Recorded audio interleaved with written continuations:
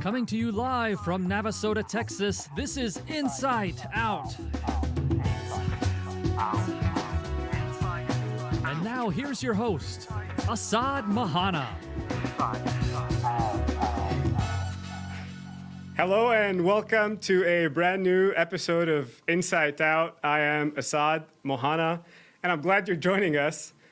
Insight Out's an NOV live stream and podcast where we tell the story of our industry through the experience of leaders in energy and business.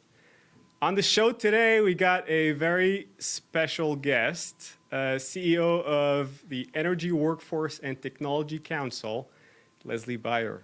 Leslie, welcome to the show. Thank you so much. I'm so excited to be here. Thanks for having me. And we are excited to have you on, especially that this is our first live on-air show in the NOV Studio 202 here in Navasota, Texas. Also, somebody very special we have is Shelby Dumaine. Hey, Shelby.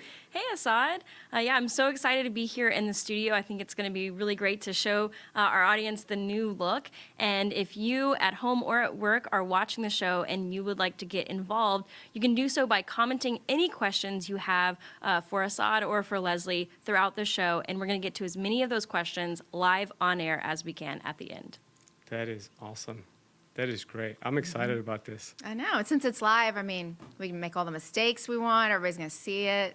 Awesome. Yeah. Can we repeat that? Okay. Well, to me, the big win, I guess, from moving from live, I mean, we've been doing this for a year and a half. I don't have to unmute myself or worry about talking for a minute and a half without having to be heard or anything like that. So, Leslie, I'm going to start with your bio, and I'm going to read some highlights here. In your role as CEO, you lead strategic development of the council's work to empower the energy workforce of the future. You serve as the primary advocate for the energy services sector and the key role it plays in providing reliable, affordable, cleaner energy to the world. You spent 15 years in Washington, D.C. It's pretty cool. Serving in the U.S. Senate, multiple presidential campaigns, the White House Executive Office of the President, and U.S. State Department and U.S. Department of Housing and Urban Development. You're a celebrity. That's a There's a lot of bouncing around in there. Yeah. Most recently, you served as director, member, and board relations with the National Association of Manufacturers, NAM, collaborating with NAM member companies on targeted priority legislative issues and advocacy efforts, primarily in the energy industry. You hold a BA in Latin American Studies and Spanish from University of Texas at Austin. Yes. You are also independent director on the board of Natural Gas Services Group in Midland, Texas. Right. And you're also on the boards of World Affairs Council of Greater Houston and IPAA PESA Education Advisory Board. And you're a former independent director at Pemex Procurement International and served on the U.S. International Trade Administration's U.S.-Mexico Energy Business Council. Right. That is a rich bio. Thank you. Thank you so much for kind of running through it. It sounds like a lot, but it hasn't felt like that. I mean, I'm entirely too young to have done all those things, right? Yeah, I'm fascinated. This is amazing. So I know bios don't give entire justice. I wanna hear more a little bit about your career, how you get to where you are. Sure. So there's obviously a lot of kind of Latin American flavor in that. I wanted to be a foreign service officer when I was in college. That's why I went to the State Department, did an internship, went to Washington, and really kind of got sucked into politics and legislative and regulatory affairs. So I did border and immigration policy for Kay Bailey Hutchison in the U.S. Senate, senator from Texas. And then kind of just moved along into the governor of Texas's first campaign, right? And so I was with Bush 43 for his entire presidential campaign and then both terms. So it was an extraordinary thing to see.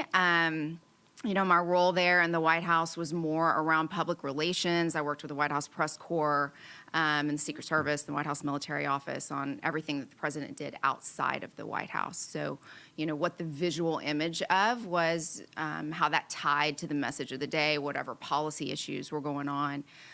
My team was in charge of how we really showed that visually with his events externally. And so with him maybe in 45, 50 countries all over the world, and it was an amazing experience.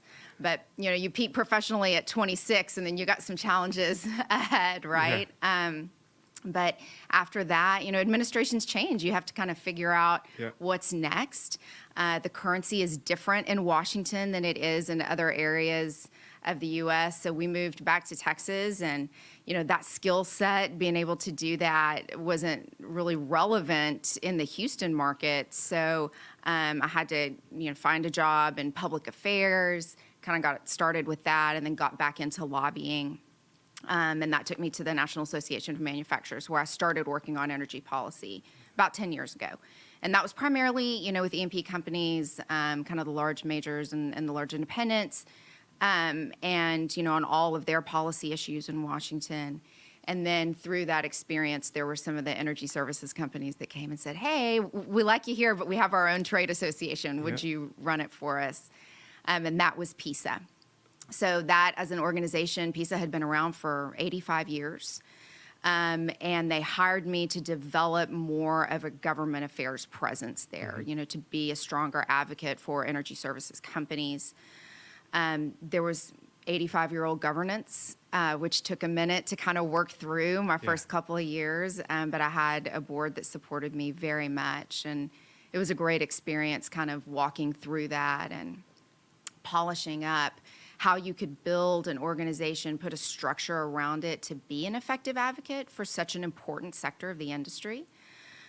So I had a board of 59 individuals, Oh, wow. which no one should ever have. So we kind of separated that out, put an appropriate board in, created an advisory board, started building out some committees that could do real work promoting what the sector does, some real projects that were impactful to the business. And then did a complete rebranding. We were the petroleum equipment suppliers. We changed it petroleum equipment and services, which was kind of a small change, but more reflective of who we were. Sure. I started all of our, diversity and inclusion efforts. And that has been just a great growth experience there to see, because energy services lags behind the operators in a lot of those areas. And so that's been fantastic. And we really, even with the challenges in the industry and the market over the past few years, we've grown until just this year we had a merger with the AESC, the Association of Energy Services Companies. So we're in the middle of that integration period with them. The ASC had also been around for, I think maybe 75 years, and they were historically kind of small to mid-cap, domestically focused services companies, about 400 companies. They're very focused on safety issues, and they had some strong chapters. So with the PISA legacy, we had about 200 large global companies. And it was just a great kind of opportunity for some synergies. There's M&A obviously all across the industry right now, and it's no different in the trade associations. We really need to be working together to be stronger. So we're in the middle of that integration. It's fantastic. So it's 600 companies now that the council works with. Oh, We've been through rebranding. The Energy Workforce and Technology Council, our new name, really accurately reflects what the sector contributes. I think, even though it's an unfortunate acronym. But, we're just so excited about what we can do when we are 600 companies and 600,000 employees strong. So one of the most effective things that we have a list for every congressional district in the U.S., and we know exactly how many energy services jobs are in every one. So when there's an issue that's important to our members, we can go to Washington and say, look, here's why this matters to you. These are all the jobs in your constituents that we represent. And it's just been a great ride and opportunity. And I have a fantastic team. I know you know a lot of them. But we're having a lot of fun with it right now. That is fascinating. I think the marriage of experience between Washington and energy and oil and gas, that's just quite unique. And you fit right into that need of representing one side to the next in both directions. Thank you for saying that. And that was definitely a professional development area for me. When I lived and worked in Washington, I felt like the world revolved around Washington, Yeah. D.C. I mean, I was convinced of that. It does, yeah. And now that I see the world really revolves around industry and business, and, Yeah. and that intersection between public policy and how our corporations, conduct themselves, especially in this industry, is just really a fun place to be. And I feel like I'm constantly learning things every day. That is great. And I tell you, I am happy you are representing us on Thank that you. side of the world. I think we definitely need that. I also want to mention something that's not in your bio, and I think is probably a nice crowning of your career, is being named as Hart Energy's one of the 25 most influential women in energy. Thank you for saying that. I was so surprised and humbled by that. I mean, there are so many women on that list that do extraordinary things. And so I was really honored to be included there. But I think Hart does a really good job of highlighting that each year. And it's important to call out leaders, be they women or men, but, to really kind of try and show everybody's different path, what got them, to where they are today. Right. And there's just some strong women in the industry that I really look up to that are on that. So thank you for Well, mentioning it. Yeah, and looking forward to being one of the 25 individuals, not just women, most influential in energy as well. So. Yes. Leslie, you mentioned the merger to get to the Energy Workforce and Technology Council. Mm-hmm. First, I want to check, you didn't end up with another 59 board members after the merger, did you? No. Okay, you managed that. Thank heavens. After all that I went through on the governance, right, 6 years ago, we definitely took a very thoughtful approach to how we were going to handle governance with the merger. We actually, on our board right now, have 10 legacy board members from PISA and 10 legacy board members from the AESC for a 2-year transition period, and then we'll go back down to the more appropriate 15, which you should never have more than 15 people on any kind of board. Right. But, it's the integration process has been interesting. But it was important for us, for all of those companies that were involved in the ASC, to feel like, they were part of the leadership and how we're driving things forward. Yeah. Because a lot of what we're focused on right now is the legacy PISA areas of focus, which are energy transition, ESG, low carbon technology, all those things. And so, we really wanted everyone to feel like they had a seat at the table in driving those strategic areas of focus. Okay, how about you tell us a little bit about what the council does? Because you mentioned advocacy, you mentioned representation.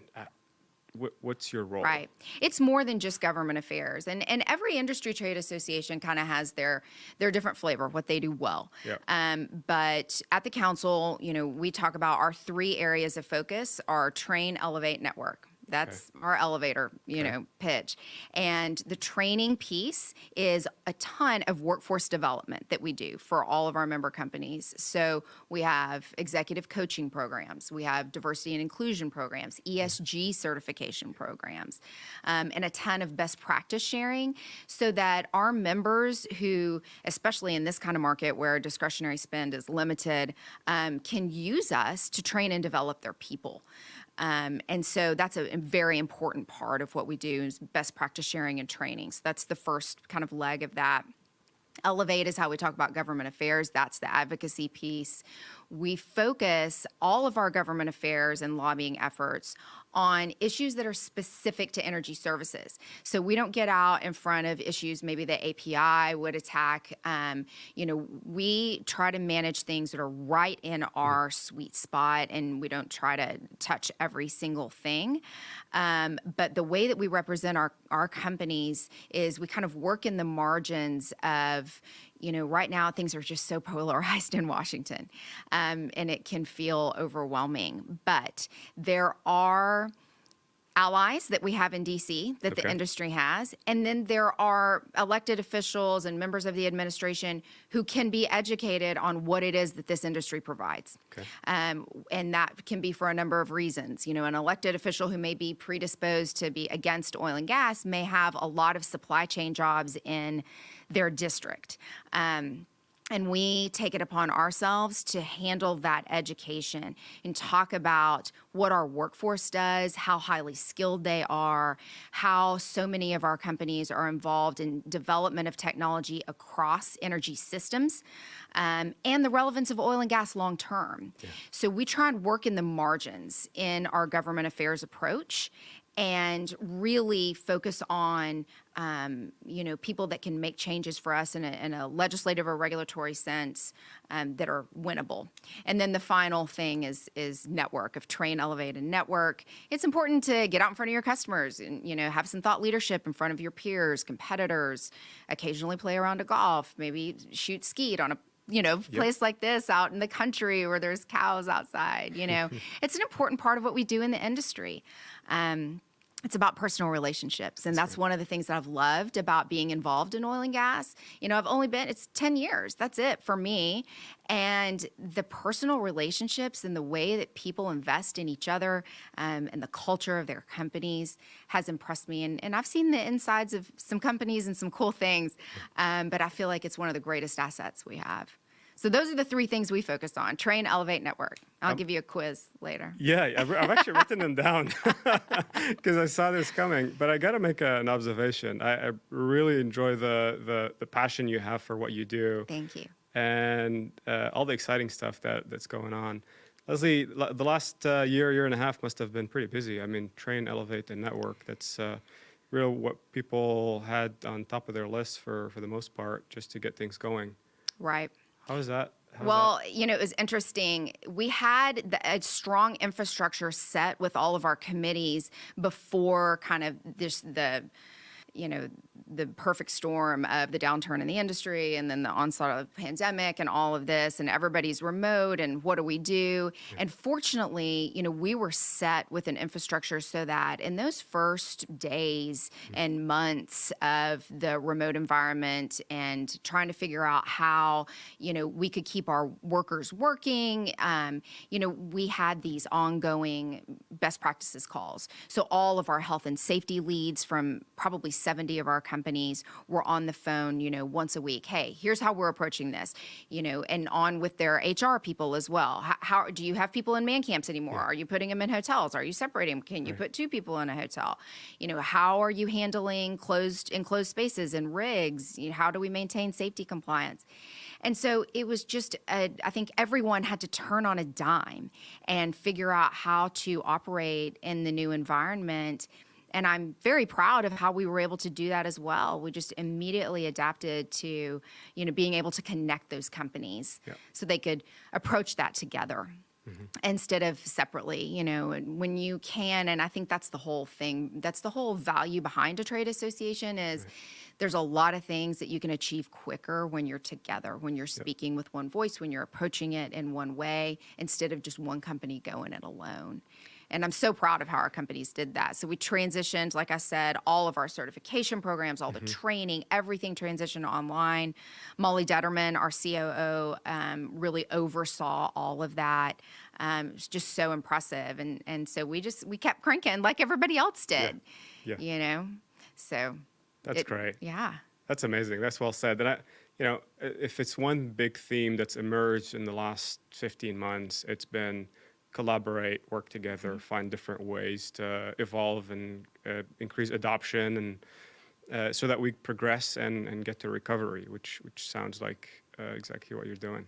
I feel like, we're starting to see, obviously, in the market a little bit of recovery, definitely seeing, our members be able to breathe a little bit, although margins in the services sector aren't, exactly where they need to be. But we're going to get there. Yep. And we do see, optimism. And even just in recent months, you're starting to see more and more, okay, oil and gas is going to be around, Definitely, we've seen this administration take some position on things that would hinder us. Right. But generally, we're starting to get more vocal and more out there on what it is we provide.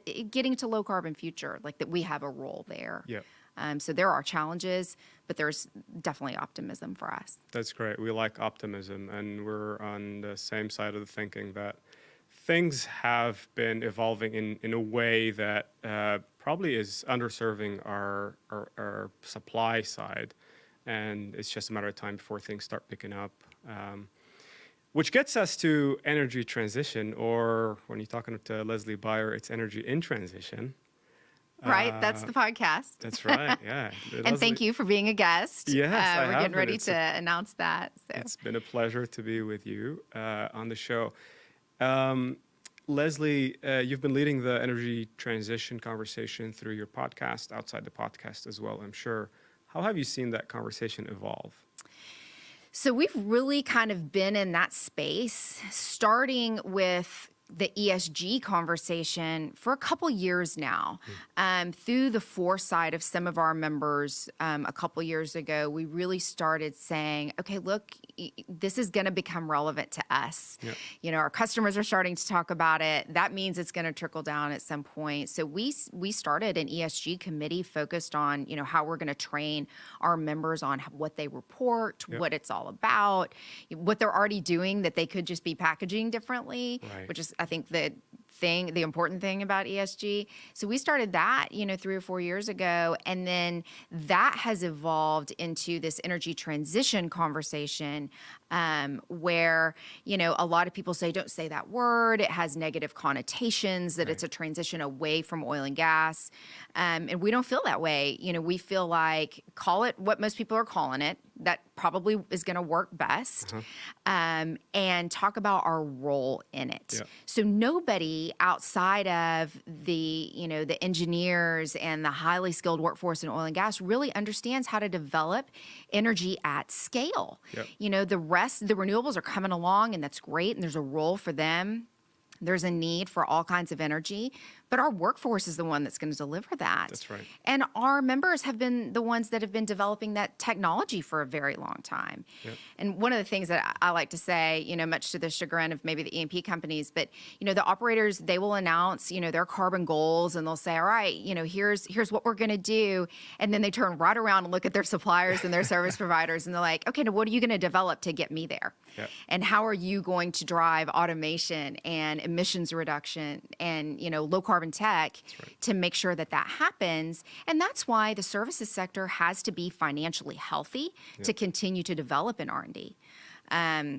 But not only that, you know, they need to be able to attract capital. They need access to capital. We're starting to see so many ESG funds. You know, the ratings obviously impact, you know, what we're able to access in the debt markets and the equity markets.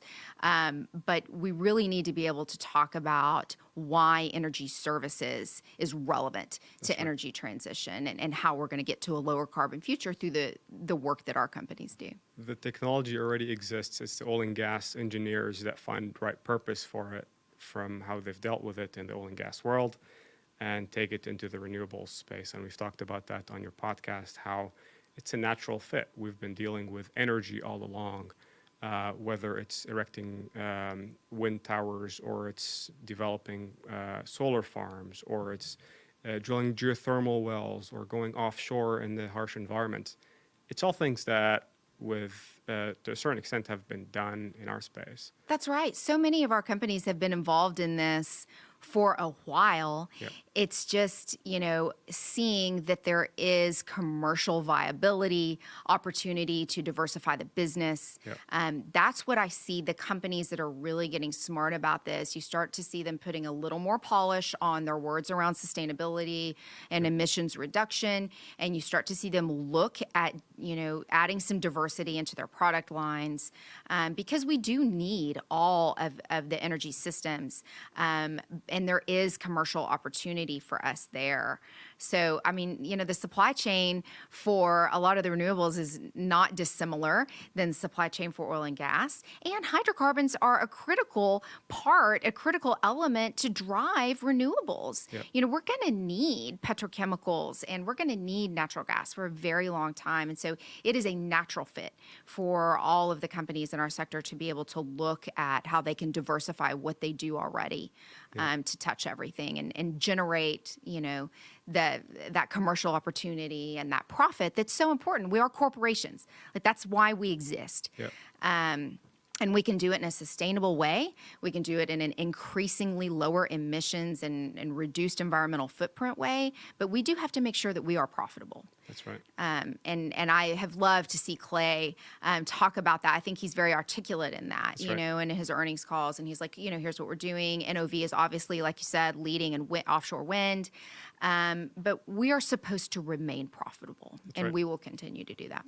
And I think the differentiation there is that profitability, protecting our customers' margins and bottom line, but also making sure that things are cost effective beyond government subsidies, which is not a bad thing. It's great that they're government supported, but at some point, these technologies and these energy sources are going to have to live on their own. And that's exactly what oil and gas has done, is turned many sources of energy from being extremely expensive and uneconomical.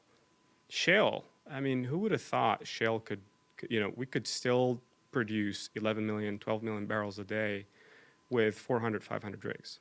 I mean, we used to do that with 2,000 rigs and even less than that. So driving costs down is what oil and gas does best. And I think NOV and the industry is perfectly positioned for that. I agree with you. And driving costs down, over the course of the past few cycles, I mean, we've almost been, harmful to ourselves. We've done such a good job at it, and so we've got to regain those margins in the sector, but we're just so good. What can we do? Yeah, that's right.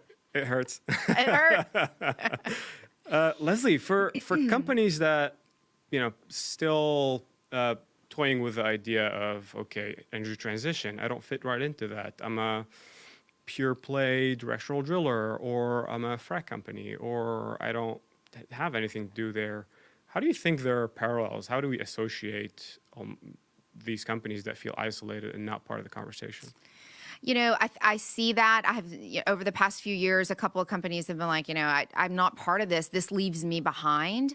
And we have really tried to focus on an education around, you're already doing so many things that are what is required to move forward. I mean, you say, I'm a frac company, right? But when you reduce your emissions by applying some certain technology on your equipment, when you're, engaged in electrification of the oil field, when you're using natural gas to power things, you're involved in it. That's right. I think it's just the vernacular. It's just the talking about it and the hearing the buzz of what's coming from Washington. It just feels overwhelming. Yep. But this is where the industry is headed. Make no mistake, like, train has left the station. So there is no, I'm standing my, ground. I'm not going to diversify what I'm doing. Those companies, I think, will be left behind. Yep. I think the companies who see commercial opportunity where it is in all of these, not only emerging technologies, but just looking at different areas across energies and reducing your emissions. If it's cool, if you're pure play oil and gas, you can still reduce your emissions. That's right. And you're part of it. Yep. And that's what we do anyway. Yep. I mean, you just look at how people generally don't use freshwater and frack anymore. I mean, we're just moving along so quickly. Yep. We're, reducing all of our flaring. Right. That is part of energy transition. It's just about reducing emissions in the first place, reducing your reliance maybe on diesel. Yep.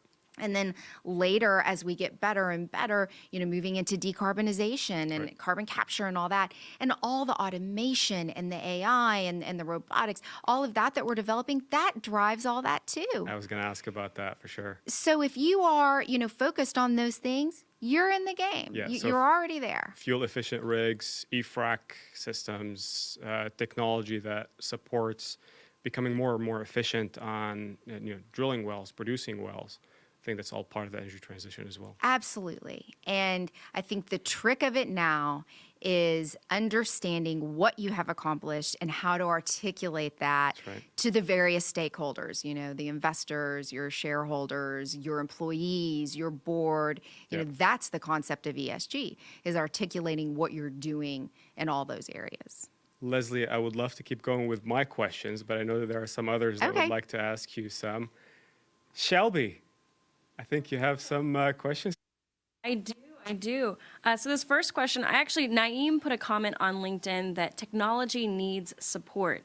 And so the question I want to ask is, in the realm of energy advocacy, what can individuals be doing? What can the people like me, like those of us in the room, people in the shops, in the fields, what can we be doing to kind of further the message of the energy industry and what we're doing with technology and Yes. transition? What are your thoughts there? I think nothing is more impactful than seeing someone who is proud of what they do, right? I mean, you mentioned passion. Like, I have a lot of passion around this, Yep. and a lot of people do, because they know that what we do, what we deliver, powers modern life. They know it lifts people out of poverty, energy poverty, all over the world. There's 2 billion people without access to, basic energy just to sustain what they're doing. It's why little girls have to go get water instead of going to school. There's a moral case behind what we do. And so, to the question, that's a long way of getting at that question, but I think the more that we show how proud we are of this tech that we drive, that's going to resonate, because our workforce, and that's one of the reasons why, we named Energy Workforce and Technology Council. Our workforce is really what we have going for us. And we've got to attract the best and brightest. And right now, people don't think that it's a great long play to go into oil and gas. But if they really knew how exciting that the development is of what we're coming up with, I mean, that's a lot sexier than developing the next iPhone, right? You want to be part of, applying yourself to driving some technology that's going to lead to lower carbon, that's going to help others, bring others out of an energy poverty because they have access to sustainable and low cost energy, especially in the case of natural gas. Get excited about it. That's what we can all do. We just aren't, because we feel this headwind against us. But the more we can be proud and not combative about what we do, I think that's going to be the goal. And that's, again, what drives all of our advocacy. Showing how proud you can be about what we deliver to the world. All the other industries rely on us. Yep. When things happen in our industry, people notice. I mean, you see what's happening just this week. There was the cyber attack on the pipeline, like people can't get gas. That doesn't apply to us directly, but that is when energy is scarce and fuels are scarce, everybody notices. Yep. So get proud, talk about it. And I think that's what we need to do more as a workforce, because that's going to be what attracts the next generation that we need to solve these problems. Yeah, and at NOV we say we power the industry that powers the world. And it's really powering energy, primarily oil and gas, but also everything else that comes with that. And you talked about the naming of the energy transition.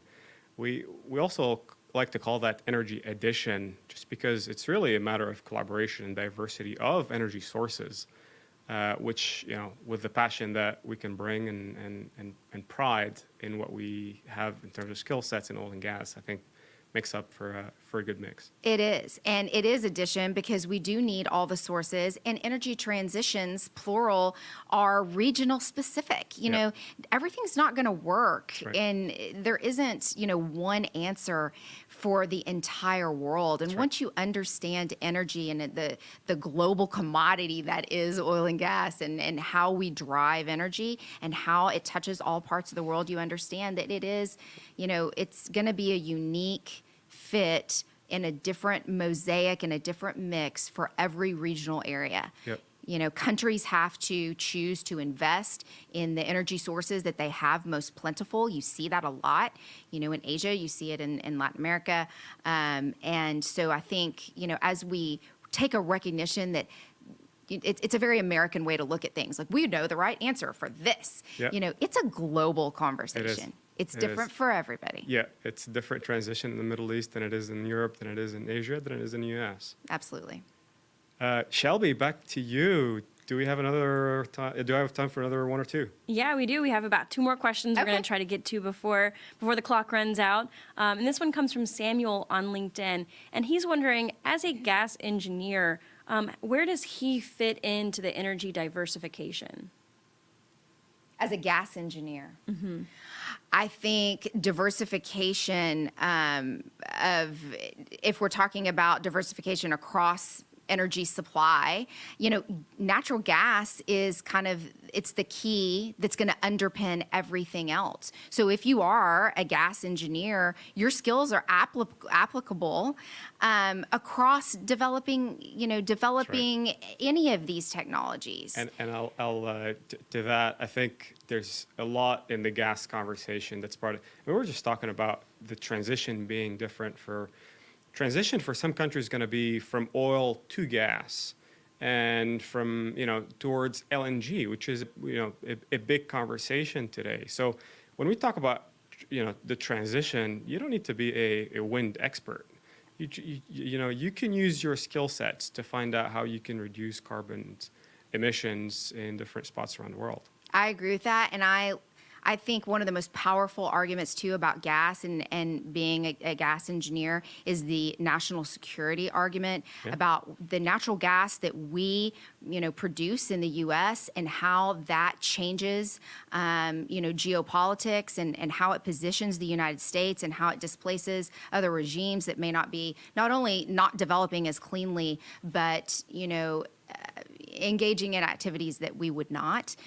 What that does to secure our national security is, I think, incredibly relevant about natural gas, how we can stabilize governments and areas of the world with providing that to other countries. And in the past, you and I, Leslie, talked about how the Middle East and the Permian Basin, or shale in general, are going to be key drivers or at the heart of world's macro economy in terms of oil and gas supply. And if you're a gas engineer or a petroleum engineer or anything that's related to oil and gas, your jobs and skill sets are going to be relevant for many, many, many years to come.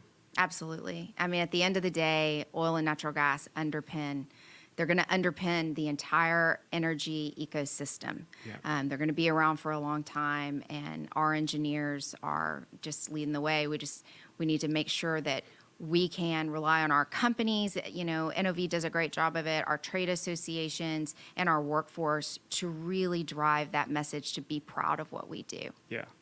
And, to that question, too, if you're really looking to step into the energy transition conversation and towards renewables, there's plenty of gas conversations, or how do we store energy from wind and solar systems? And the challenges that renewables face today range from lack of space consumption of these solar farms and wind farms, all the way to seasonality of wind and solar And storage. and storage. So the one solution there could be hydrogen conversion, and turning that excess electricity to green hydrogen to store for the seasons where you don't have as much. I think there's plenty of room there for people to extend their skill sets and support that transition even further in the value chain. Shelby, do we have one more? We do. And actually, so we got a comment from Pat Lipovsky, and he has heard you talk before, and he mentioned how inspiring it is to hear you talk. So I want to lean on that and get some more inspiring information from you. And longtime viewers of the show will know this is one of my favorite questions to ask, which is there's a lot of people, whether they just graduated and kind of all of this craziness happening, or maybe they're coming back to the industry. What advice do you have to those folks who are, like I said, either just starting or coming back to energy? And it's kind of a crazy time to be doing that, but Right. what words do you have for them? Question. It is. That's a fun question. And thank you to Pat for saying that. I've known him for a long time, and he supports a lot of what we do at the council. I think the most important thing that I've learned that I wish I would have, placed a little more value on early in my career. Yes, when you first get started, you just want to just hit it so hard, so heavy, and you just want to do your best, and you want to just achieve and achieve if you're a certain type of personality, right? But I think the long game is you have to fold your actual life into your career. It's not family and then job, and I think the pandemic has helped us all realize, a little bit of that. There's less of a stigma around trying to integrate what your real life is. But I know for me, there's other things in life that I needed to focus on while I was growing professionally.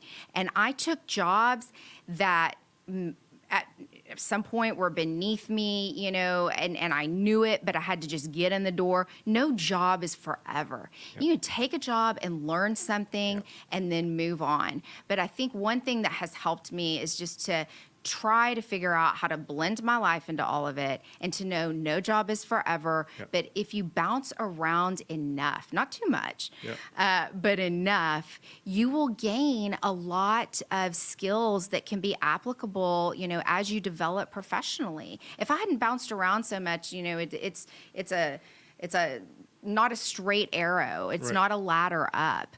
And I learned little bits and pieces along the way that have helped develop me as the professional I am. And so I think, you can learn something from any job. You don't have to just try to shoot straight up the ladder, but yep, bouncing around can really help. And it will assist in letting you live your life too. I had 3 babies in 3 years, like the hard way. Every time I went back to work, they were like, "Oh, you're pregnant again. Amazing." You can't be afraid of that. That's right. You can just do your thing and to the best of your abilities, but we're all living our real lives here. Yeah. So that would be my answer. That's a good answer. And what the last couple of years I've uncovered is that oil and gas has some challenges. And you know what? I would want to join an industry that has some of those, because that's where I can make the biggest impact. Right. And people today do want to feel like you have an impact. And people, my age too. But knowing what you really give to the world, what our industry provides for the world, can make you feel that way for sure. I agree. Leslie, I know we've went a little bit over time, but this has been an absolute pleasure to have you on the show.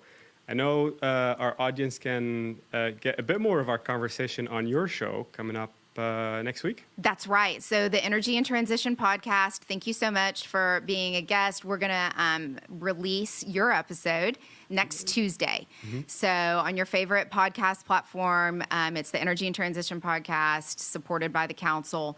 And you and I have, some conversation around these topics and others.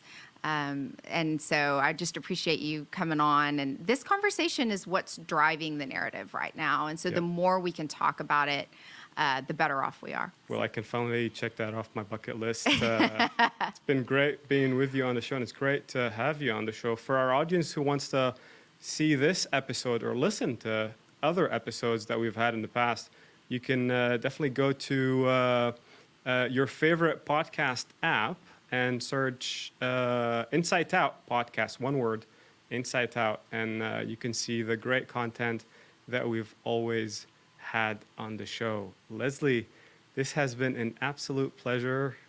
Congratulations on everything that you're doing, and thank you for everything that you do for the industry. Your passion and your leadership is resonating, and a real pride to what we do over here. I appreciate you saying that, Assaad, and thanks your team. This facility is amazing. Your production team, Shelby, everyone, y'all really have it going out here in Navasota. It's very impressive, and I appreciate your leadership, Clay's leadership, NOV's leadership in the industry for sure. So thank you for having me as a guest. Thank you. And I want to wish everybody who is celebrating Ramadan, Ramadan Kareem and Eid Mubarak. Ladies and gentlemen, this has been Insight Out. You have been joining us on the show here live from Navasota, Texas in the NOV Studio 202.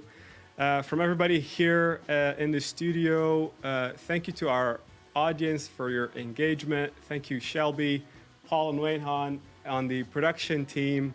Stay tuned for NOV Live coming up next with Michael Gaines. And until I see you next time on a new episode, take care.